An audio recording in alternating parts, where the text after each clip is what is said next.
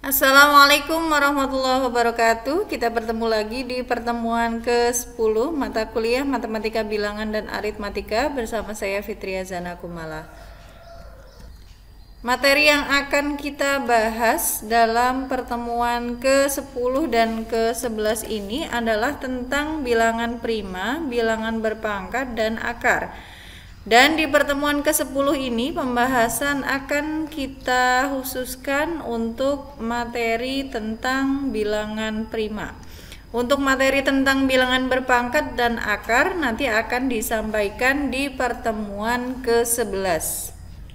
Kita mulai pembahasan materi pada pertemuan ke-10 ini dengan materi tentang keterbagian. Jika A habis dibagi B, maka di sini B disebut sebagai pembagi A. A merupakan kelipatan dari B dan B merupakan faktor dari A. B membagi A.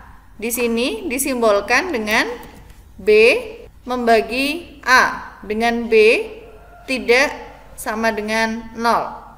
Sebagai contoh, misalkan di sini 3 membagi 9. Jelas di sini pembaginya yaitu B, yaitu 3, itu tidak sama dengan 0. Dan 9 itu habis dibagi 3. 3 itu sebagai pembagi dari 9 dan 9 merupakan kelipatan dari 3. 3 merupakan faktor dari 9. Kita lihat definisi. Jika A dan B adalah sebarang bilangan bulat, kemudian B membagi A, maka kita tulis B membagi A jika dan hanya jika terdapat bilangan bulat C sedemikian sehingga A ini sama dengan B dikali C. Kita lihat sifat yang pertama. Diketahui A, B, dan C adalah bilangan bulat dengan A tidak sama dengan 0, B tidak sama dengan 0. Jika A membagi B dan B membagi C, maka A akan membagi C. Selanjutnya di sini ada teorema. Untuk sebarang bilangan bulat A, B, dan C, maka akan berlaku jika C membagi A dan C membagi B, maka C pasti membagi A ditambah B.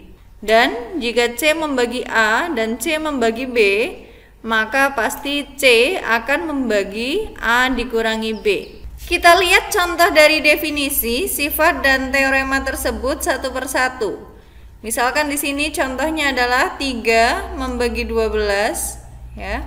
Di sini 3 membagi 12 itu karena terdapat bilangan bulat yaitu 4 ya. Jadi sini C-nya sama dengan 4. Sedemikian sehingga 12 itu sama dengan 3 dikali 4. Jelas ya, di sini A-nya adalah 12, lalu B-nya adalah 3 ya. Sedangkan C-nya yaitu 4.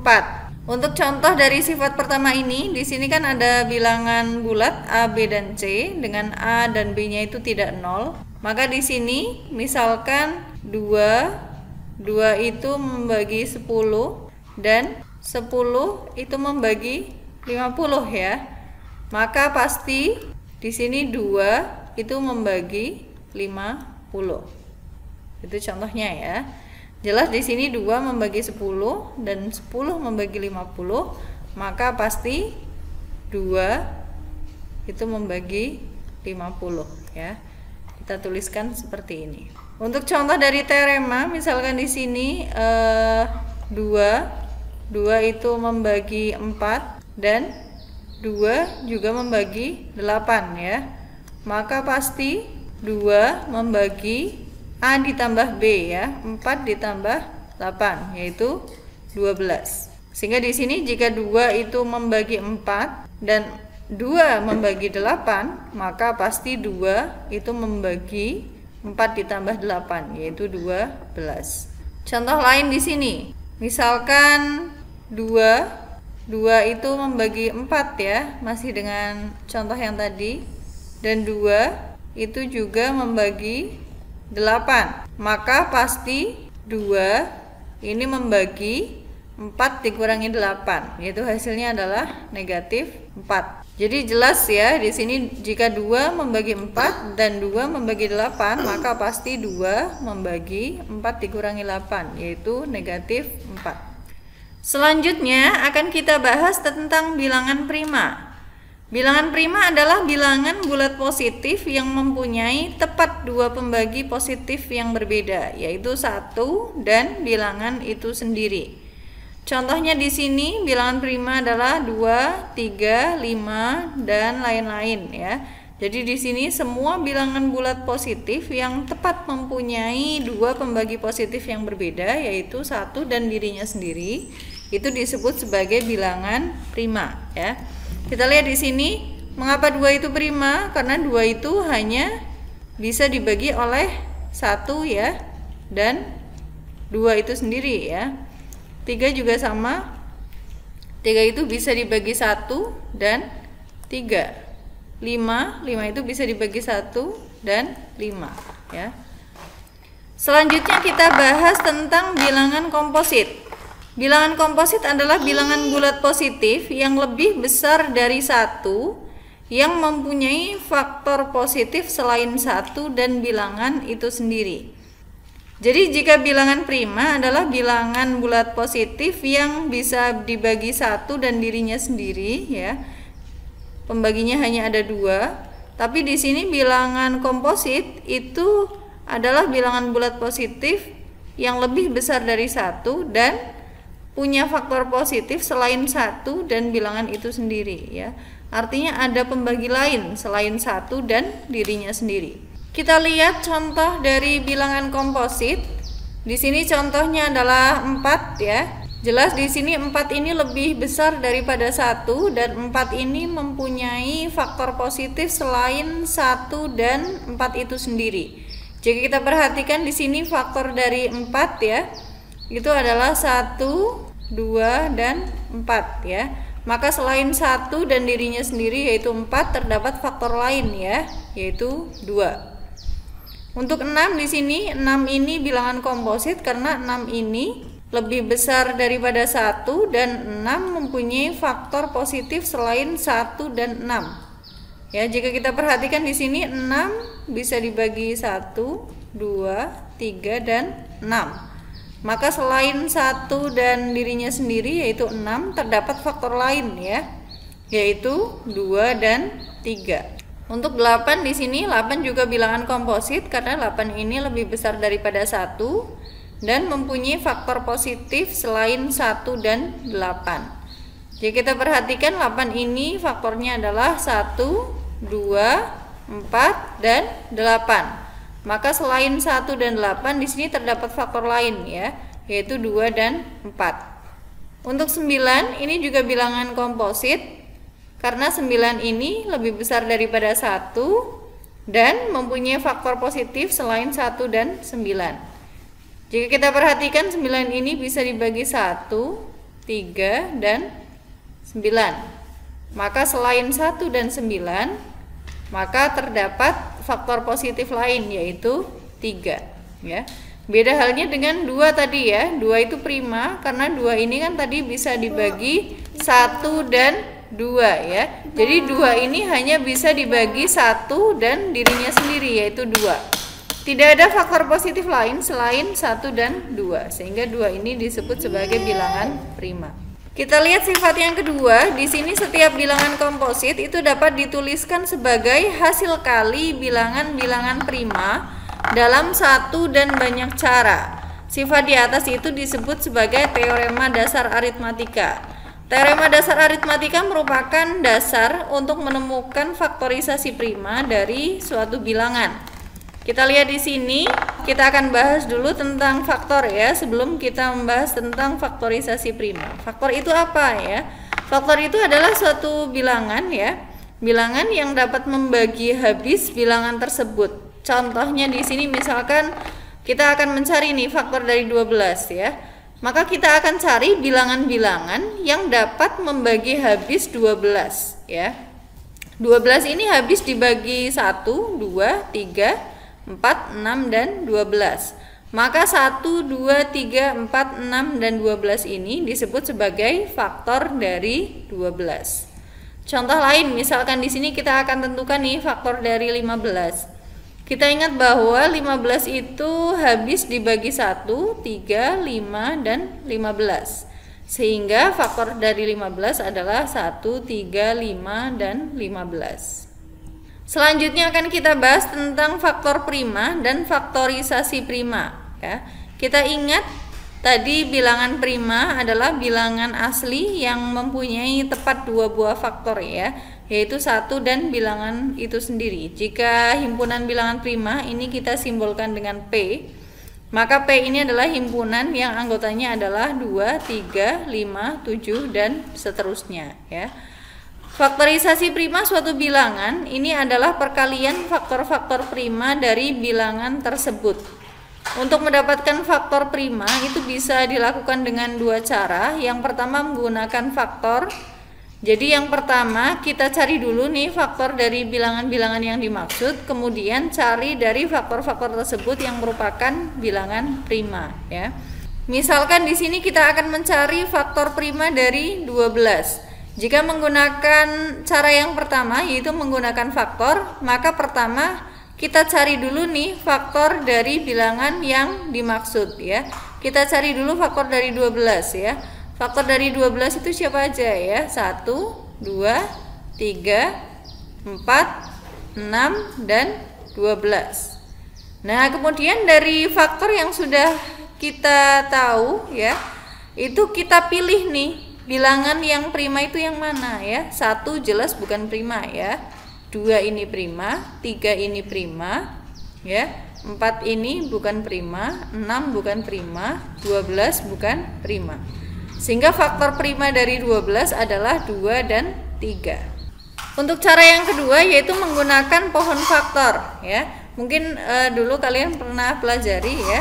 Di sini misalkan nih kita akan cari faktor prima dari 12 ya. 12 ini dibagi 2 ya, karena bilangan prima pertama kan 2 ya. 12 bagi 2 hasilnya 6. 6 masih bisa dibagi 2 ya, hasilnya 3. Untuk 20 di sini 20 dibagi 2 hasilnya 10, dibagi 2 lagi hasilnya 5. Maka terlihat di sini faktor prima dari 12 adalah 2 dan 3 ya. Sedangkan faktor prima dari 20 adalah 2 dan 5. Nah, di sini kita bisa mencari nih faktorisasi primanya ya. Jika kita tuliskan faktorisasi prima dari 12 adalah 2 pangkat 2 kali 3. Ini kenapa pangkat 2? Karena 2-nya ada 2 ya. Ini yang saya beri tanda merah ya. 2 kali 2 kali 3. Sehingga jika kita sederhanakan 2 pangkat 2 kali 3. Untuk faktorisasi prima dari 20 di sini 2 kali 2 kali 5. Sehingga bisa kita sederhanakan 2 pangkat 2 kali 5. Contoh lain di sini kita akan mencari faktorisasi prima dari 40 misalkan ya. 40 dibagi 2 bisa hasilnya 20. 20 bagi 2 bisa ya hasilnya 10. 10 bagi 2 bisa hasilnya 5. Sehingga di sini kita tuliskan 40 itu sama dengan 2 kali 2 kali 2 kali 5. Jika kita sederhanakan di sini ada 3 kali ya, 3 kali perkalian, maka di sini 2 pangkat 3 kali 5. Inilah faktorisasi prima dari 40 dan faktor primanya terlihat ya. Faktor primanya adalah 2 dan 5. Sekarang kita bahas tentang sifat yang ketiga. Jika faktorisasi prima suatu bilangan n adalah n sama dengan P1 pangkat Q1 dikalikan P2 pangkat Q2 dan seterusnya sampai PM pangkat Qm. Maka banyaknya pembagi n adalah Q1. Q1 adalah pangkat dari P1 ya, ditambah 1 dikalikan dengan Q2 ditambah 1, di mana Q2 adalah pangkat dari P2 dan seterusnya sampai Qm ditambah 1. Qm ini adalah nanti berarti pangkatnya PM ya. Sebagai contoh, misalkan di sini tadi kita tahu bahwa 40 tadi kan faktorisasi primanya tadi berapa?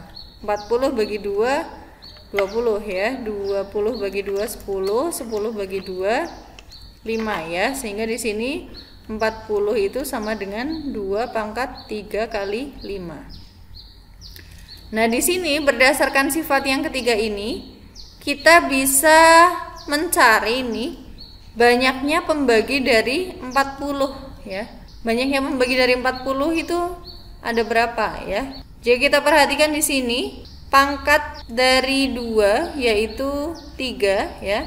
Dan pangkat dari 5 itu 1 ya. Di sini ditulis 5 berarti 5 pangkat 1 ya. Faktor primanya hanya ada 2 yaitu 2 dan 5. Maka di sini banyaknya pembagi ya, saya tulis di sini banyaknya pembagi dari 40 ya. Itu adalah, kita perhatikan pangkat dari faktor prima yang pertama ya. Ini pangkatnya 3 ya, berarti 3 ditambah 1 berdasarkan rumus ini ya. Tinggal ditambahkan lalu dikalikan dengan pangkat dari faktor prima yang selanjutnya ya. Berarti di sini 1 ditambahkan dengan 1. Ini karena hanya ada 2 faktor prima, maka perkaliannya di sini hanya ada 2 ya. 3 ditambah 1 yaitu 4 ya. Lalu 1 ditambah 1 itu 2. 4 dikali 2 sama dengan 8. Berarti di sini jika faktorisasi prima dari 40 adalah 2 pangkat 3 dikali 5 pangkat 1, maka banyaknya pembagi dari 40 bisa ditentukan nih, yaitu dengan cara 3 ditambah 1 dikali 1 ditambah 1, yaitu 4 dikali 2 yaitu 8. Berarti banyaknya pembagi dari 40 adalah 8. Jika kita telusuri nih, siapa saja pembagi dari 40? Tadi kan ada 8 ya. Yaitu di sini 40 bisa dibagi 1, bagi 2, bagi 4, bagi 5 ya, bisa. 6 tidak bisa, 7 tidak bisa, 8 bisa, 9 tidak, 10 bisa ya. Lalu 20 dan 40. Jika kita hitung 1, 2, 3, 4, 5, 6, 7, 8. Maka ada 8 buah pembagi ya. Sifat yang ketiga ini akan sangat bermanfaat jika kita ingin mengetahui banyaknya pembagi dari suatu bilangan yang jumlahnya besar. Misalkan di sini kita ingin mengetahui berapakah banyaknya pembagi dari 700. Maka kita cari dulu faktorisasi primanya. 700 dibagi 2 hasilnya adalah 350. Lalu 350 masih bisa ya dibagi 2, hasilnya adalah 175. Jika kita perhatikan di sini 175 tidak habis dibagi 2 dan 3 ya. Maka bilangan prima di atasnya ya. Jadi kita urutkan apakah bisa dibagi 2, 3, jika tidak bisa ya terus ya ke bilangan prima yang lebih tinggi ya. Tadi 175 tidak bisa dibagi 2 juga 3 ya. Tapi bisa habis dibagi 5. Oleh karena itu di sini 175 dibagi 5 hasilnya adalah 35. Lalu 35 tidak bisa dibagi 2 dan 3 tapi habis dibagi 5 ya. Hasilnya adalah 7. Sehingga di sini 700 tersebut akan sama dengan 2 pangkat 2 karena ada 2 ya. Lalu dikalikan dengan 5 pangkat 2 lalu dikalikan dengan 7. Nah, jika kita ingin mengetahui berapakah banyaknya pembagi dari 700, maka di sini kita tulis banyaknya pembagi 700 adalah pangkatnya ya, sama seperti tadi, pangkatnya 2 ditambah 1 lalu dikalikan dengan pangkat dari faktor prima yang kedua, 2 ditambah 1 lalu dikalikan dengan pangkat dari faktor prima yang ketiga yaitu 1 ditambah 1, sehingga akan sama dengan 2 ditambah 1 3, 2 tambah 1 3, 1 tambah 1 yaitu 2 ya. 3 kali 3 9, 9 kali 2 18. Berarti di sini 700 itu akan habis dibagi oleh 18 bilangan. Di akhir perkuliahan seperti biasa di sini terdapat tugas yang harus kalian kerjakan. Silakan dikerjakan dan dikumpulkan di dalam Google Classroom. Sekian pertemuan ke-10 mata kuliah Matematika Bilangan dan Aritmatika. Mohon maaf apabila terdapat kesalahan. Kita bertemu lagi minggu depan di pertemuan ke-11. Wassalamualaikum warahmatullahi wabarakatuh.